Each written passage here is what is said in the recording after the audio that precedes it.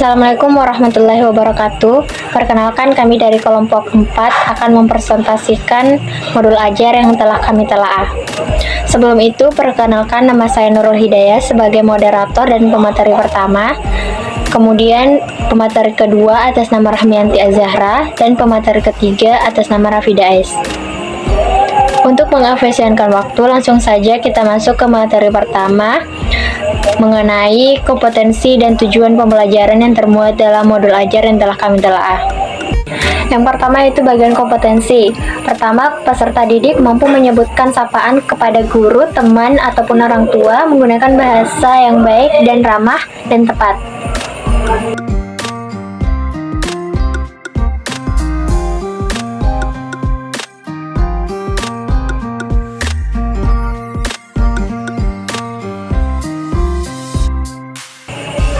Selanjutnya yaitu tujuan. Yang pertama, peserta didik dapat mengucapkan sapaan secara tepat dan ramah. Yang kedua, peserta didik dapat memahami arti dari kata-kata sapaan yang diajarkan. Yang ketiga yaitu peserta didik dapat menjawab pertanyaan dan memahami arti dari kata how are you dalam bahasa Indonesia. Itulah materi pertama yang bisa saya paparkan. Selanjutnya kita beralih ke materi kedua atas nama Rahmianti Azahra. Dengan ini disilahkan. Assalamualaikum warahmatullahi wabarakatuh. Terima kasih atas kesempatan yang telah diberikan. Perkenalkan, nama saya Rahmianti Azahra. Saya selaku pemateri kedua yang akan membahas tentang kesesuaian antara asesmen yang digunakan dengan tujuan pembelajaran. Nah, kesesuaian antara asesmen yang digunakan dengan tujuan pembelajaran adalah asesmen formatif. Asesmen formatif yang dilakukan melalui kegiatan survei, mendengarkan cerita, dan mencocokkan gambar dengan sapaan membantu guru untuk memantau pemahaman peserta didik secara berkala. Selama proses pembelajaran, hal ini sesuai dengan tujuan pembelajaran untuk memastikan bahwa peserta didik dapat mengucapkan sapaan dengan tepat dan ramah. Nah, yang kedua, pengulangan materi. Melalui asesmen formatif yang dilakukan dalam berbagai kegiatan, guru dapat memberikan umpan balik langsung kepada peserta didik terkait pemahaman mereka terhadap materi yang diajarkan. Hal ini membantu peserta didik untuk terus memperbaiki dan menguatkan kemampuan mereka dalam mengucapkan sapaan dengan baik. Dan yang ketiga, pemantauan proses pembelajaran. Asesmen formatif juga memungkinkan guru untuk memantau proses pembelajaran secara keseluruhan, sehingga dapat dilakukan penyesuaian jika diperlukan untuk mencapai tujuan pembelajaran yang telah ditetapkan. Dengan demikian, asesmen yang digunakan mendukung proses pembelajaran yang berkelanjutan dan efektif. Terima kasih. Nah, dan yang kedua, saya akan membahas tentang langkah-langkah kegiatan pembelajaran yang terdapat dalam rancangan pembelajaran yang telah kami telaah. Dan yang pertama itu, look and say. Guru memberi instruksi kepada peserta didik untuk mengamati gambar-gambar yang menunjukkan suasana pagi, siang, dan sore hari. Guru mengucapkan kosakata baru dan meminta peserta didik untuk menirukannya. Dan yang kedua, listen and say. Guru mengulang ucapan sapaan yang telah dipelajari dan meminta peserta didik untuk mengikuti. Dan yang ketiga, let's do a survey. Peserta didik melakukan survei dengan mengucapkan sapaan yang telah dipelajari. Listen to the story. Guru bercerita tentang gambar-gambar pada buku dan meminta peserta didik untuk mengulang sapaan yang diajarkan. And read and match. Peserta didik mengamati gambar-gambar yang menunjukkan suasana pagi, siang, sore, dan malam hari dan menyebutkan sapaan yang tepat. Nah, pendekatan pembelajaran yang digunakan dalam rancangan ini adalah pendekatan komunikatif, di mana peserta didik diajak untuk berinteraksi secara langsung dengan bahasa Inggris dalam situasi yang relevan. Model pembelajaran yang digunakan adalah model pembelajaran langsung, di mana guru memberikan contoh langsung kepada peserta didik dan meminta mereka untuk mengikuti.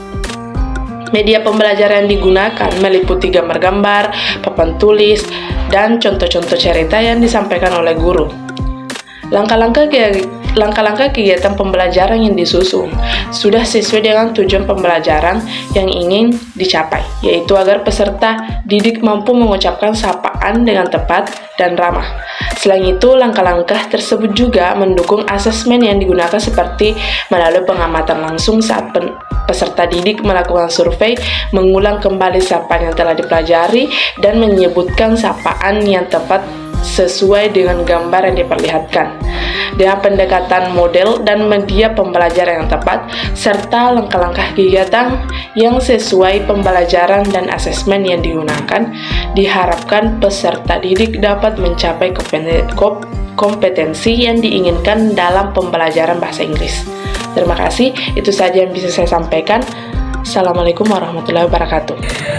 Itulah tadi materi kedua yang dijelaskan oleh Rahmianti Azhara. Selanjutnya kita beralih ke materi terakhir atau materi ketiga atas nama Rafida S. Dengan ini disilahkan. Baik, terima kasih untuk moderator atas waktu yang diberikan kepada saya. Sebelumnya, perkenalkan nama saya Rafida S. Di sini saya akan melanjutkan materi yaitu saran dan perbaikan. Nah, ada beberapa saran dan perbaikan yaitu keterlibatan peserta didik, varian aktivasi, penggunaan teknologi, kemudian penekanan pemahaman. Nah, dalam konteks keterlibatan peserta didik, kita dapat memperhatikan keterlibatan peserta didik dalam setiap langkah kegiatan pembelajaran. Kemudian, varian aktivasi. Di sini kita dapat menambahkan variasi aktivitas pembelajaran untuk mempertahankan minat dan motivasi peserta didik. Kemudian ada penggunaan teknologi. Nah, pemanfaatan teknologi dalam pembelajaran itu dapat berdampak positif juga bagi peserta didik jika dipergunakan dengan baik dan benar, seperti mencari motivasi atau tambahan pelajaran dari internet. Kemudian penekanan dan pemahaman makna. Di sini kita harus memastikan bahwa peserta didik tidak hanya menghafal kata-kata sapaan, tetapi juga memahami makna dan konteks penggunaannya. Baik, saya kira hanya itu. Saya kembalikan kepada moderator. Itulah tadi materi terakhir yang dapat kami sampaikan mengenai modul ajar yang telah kami telaah. Sekian presentasi dari kami. Apabila ada kesalahan kata yang baik disengaja maupun tidak disengaja, kami memohon maaf. Kami pamit undur diri. Wassalamualaikum warahmatullahi wabarakatuh.